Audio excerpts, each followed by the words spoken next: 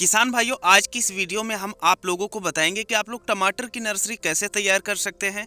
और यहाँ पर हम आप लोगों को करके दिखाएंगे कि आप लोग कैसे करेंगे, क्या करेंगे।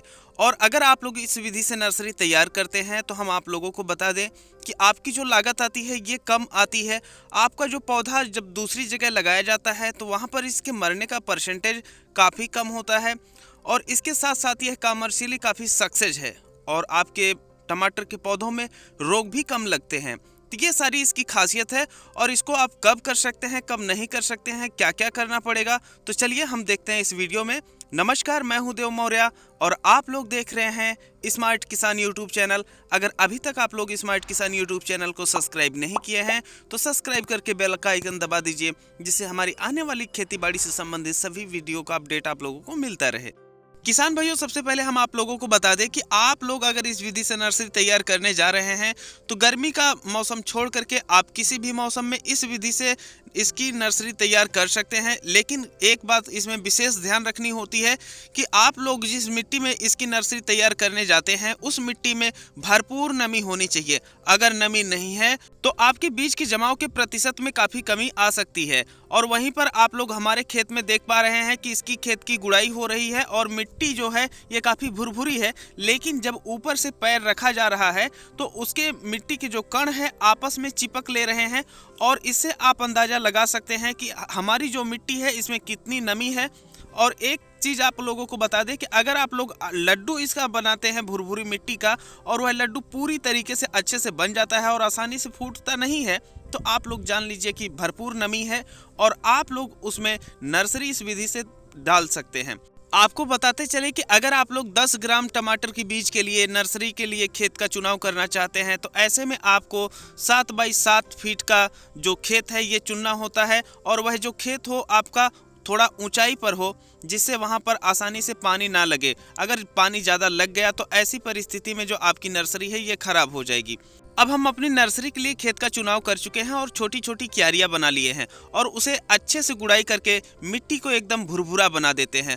और जब हमारी मिट्टी एकदम भुरभुरी बन जाती है तो उसे हम समतल कर लेते हैं, चाहे पैर की सहायता से या किसी पाटा की सहायता से। जब हमारा खेत पूरी तरीके से समतल हो जाता है तो जो हमारी बीज होती है अब उसे डालना होता है। आप लोग यहाँ पर देख सकते हैं कि ये हमारे टमाटर की बीज है जो कि पहले से उपचारित की हुई है।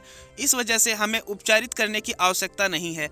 अगर आपकी बीज उपचारित नहीं है तो ऐसी परिस्थिति में आप कार्बेंडाजिम या कोई भी फंगिसाइड लेकर के उसे उपचारित कर सकते हैं और उसके बाद आप नर्सरी में डाल सकते हैं। 10 ग्राम बीज के लिए जैसा कि हम आप लोगों को बताए हैं कि जो खेत की आवश्यकता पड़ती है वो लगभग 7 बाई 7 फीट के लिए आवश्यकता पड़ती है। और इसे जो बीज होते हैं इसके पर्याप्त दूरी मिल जाने के कारण जो पौधे होते हैं ये काफ़ी मजबूत तैयार होते हैं, जिससे मरने का परसेंटेज बाद में इनका काफ़ी कम होता है और रोग कम लगते हैं। अब जो ये बीज है हम उसे जितना खेत हम आप लोगों को बताए हैं और जो बीज की मात्रा है उसे पूरे क्षेत्र में बराबर संख्या में छींटने का प्रयास करते हैं, जिससे जो हमारी बीज है सभी जगहों पर लगभग समान पड़े। किसान भाइयों, अब आप अपनी जो बीज है इसे पूरे खेत में बिखेर दिए हैं और अब आपको इसको मिट्टी में मिक्स करना होता है। तो जब आप लोग इसे मिक्स करने के लिए जाते हैं तो वहाँ पर कुछ सावधानियां आप लोगों को रखनी होती है। देखिए, जब आप लोग इसे मिक्स करने के लिए जाते हैं तो आपको कुदाल के माध्यम से इसकी गुड़ाई करनी होती है। तो जब आप इसकी गुड़ाई करने के लिए जाते हैं तो बहुत ही हल्की गुड़ाई की जाती है जो कि लगभग 1 से 1.5 इंच गहरी होती है। और उस दौरान जब कुदाल चलती है तो जो कुदाल पे लगी हुई मिट्टियाँ रहती हैं वह बहुत ज़्यादा दूर जा कर के नहीं गिरनी चाहिए। बहुत ही आराम से धीरे धीरे इसकी जो गुड़ाई है यह की जाती है। और जब आप गुड़ाई कर लेते हैं इसकी तो उसके बाद आपको खेत को समतल करने की ज़रूरत होती है, जो कि पैर की सहायता से करना ज़्यादा अच्छा रहता है, क्योंकि पैर में आपकी मिट्टियाँ ज़्यादा एकत्रित होती नहीं हैं। जो आपकी बीज होती है ये एक जगह से उठ करके दूसरी जगहों पर कम जा पाती है, जिसकी वजह से आपका जो जमाव होता है ये सभी जगहों पर लगभग बराबर होता है। किसान भाइयों, नर्सरी तैयार करने की जो सारी प्रक्रिया है ये हमारी संपन्न हो चुकी है। अब हमें कुछ भी नहीं करना है, अब हमें इंतजार करना होता है इसके जमाव का। और जब इसका जमाव हो जाता है तो उस समय हमें इसमें लगने वाले कीट या फंगस इनका ध्यान रखना होता है। और इसके साथ साथ जब आप लोगों को लगे कि आपके नर्सरी में नमी की मात्रा की कमी हो गई है तो ऐसे में आप लोग फुहारे की सहायता से इसमें पानी दीजिए। डायरेक्ट पानी लगाने से बचना चाहिए। अगर आप डायरेक्ट पानी लगा रहे हैं तो वह क्षेत्र इतना ऊंचा होना चाहिए कि पानी लगाए जाने के बाद अधिक पानी की मात्रा को बाहर निकाला जा सके।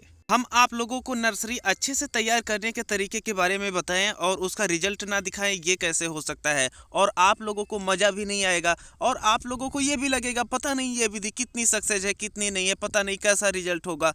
तो आप लोग देख सकते हैं कि हमारी टमाटर की नर्सरी तैयार किए हुए 32 दिन हो चुके हैं और हमारी जो टमाटर की नर्सरी है ये बहुत ही बेहतरीन तैयार हो गई है। इसके जो पौधे हैं ये काफ़ी स्वस्थ आप लोग देख रहे हैं। हम आप लोगों को बता दें कि इसमें हम कोई भी फंगिसाइड और कीटनाशक का प्रयोग नहीं किए हैं। हाँ, पाउडर में जो कीटनाशक आता है उसका थोड़ा सा स्प्रे किए थे ताकि जो पत्ती खाने वाले कीड़े हैं इसे खा ना सके, और किसी भी चीज़ का प्रयोग नहीं किया गया है। हाँ, अगर ठंडी का मौसम चल रहा है और आप पत्ती खाने वाले कीड़ों से बचाव चाहते हैं तो आप लोग घर में जली हुई जो राख होती है उसका भी छिड़काव कर सकते हैं। लेकिन अगर आप लोगों के सामने कोई समस्या नहीं है तो उसका उपयोग ना करें। तो ये 32 दिन का रिजल्ट है हमारी नर्सरी का और आप लोग यहाँ पर देख सकते हैं इसके जो तने होते हैं ये काफ़ी मोटे विकसित हुए हैं। अब जब तना हमारा मोटा होता है तो जो हमारे पौधे होते हैं यह मरते नहीं हैं जब आप लोग दूसरी जगह पर पौधा लगाते हैं, और जब बचपन में ही यह काफ़ी मजबूत होते हैं तो आगे आने वाले समय में जो इसमें रोग लगने की मात्रा होती है ये काफ़ी कम होती है, संभावना कम रहती है। तो आप लोग अगर इस तरीके से नर्सरी तैयार करते हैं तो आप लोगों को जो रिजल्ट मिलेगा ये काफ़ी बेहतर मिलेगा। किसान भाइयों, ये रही टमाटर की नर्सरी तैयार करने की पूरी वीडियो। आप लोगों ने देखा कि कैसे क्या करना है। हाँ, इसकी अन्य विधियां भी हैं नर्सरी तैयार करने की, जो कि हम कोशिश करेंगे कि अन्य विधियों को भी हम जल्द से जल्द आप लोगों को बताएं। अब हम चलते हैं। चलने से पहले आप लोगों से कुछ प्रश्न हैं। आपके यहाँ टमाटर को अपनी भाषा में, जो क्षेत्रीय भाषा होती है, उसको क्या कहते हैं? आपके यहाँ थोक भाव में टमाटर का क्या रेट चल रहा है और उस दिन क्या डेट है? आप लोग टमाटर की खेती किए हैं तो क्या परिस्थितियां आप लोगों के सामने रही है? कमेंट करके ज़रूर बताएं, जिससे अन्य किसान भाई कमेंट सेक्शन में जा करके जानकारी ले सकें, आपके स्थान को देख सकें, रेट को देख सकें, आपकी विधियों को देख सकें, जिससे उन्हें अनुभव मिलता है और वह जो आगे करने जाते हैं उसमें एक बेहतर रिजल्ट मिलने की संभावना रहती है। तो हम मिलते हैं एक नई वीडियो में, तब तक के लिए चलते हैं। जय जवान, जय किसान।